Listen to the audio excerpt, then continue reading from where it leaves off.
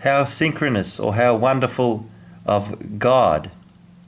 The last term I used was skewed, and the camera saw that earlier in message switching. Now, God is omniscient, omnipotent, and omnipresent.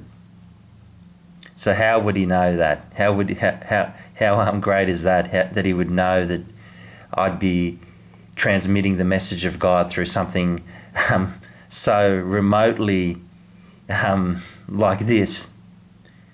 Well, as we look at transmission modes from the network, and we explained before that God is a greater network, as we read the Bible, our transmission mode becomes synchronous.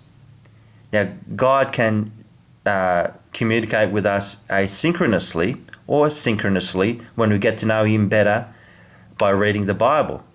When we read the Bible and we are in synchronous transmission, communication with God, we drop the overhead and our lives become better or more peaceful, so I should say.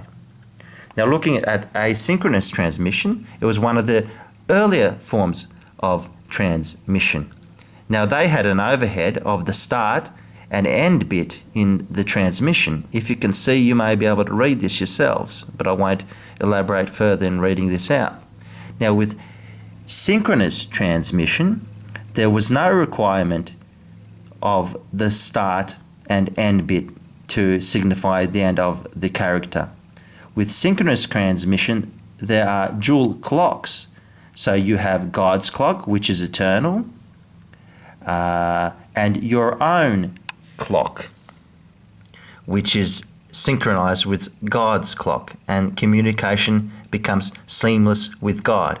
And the analogy I use there is reading the Bible. So please, folks, read your Bible.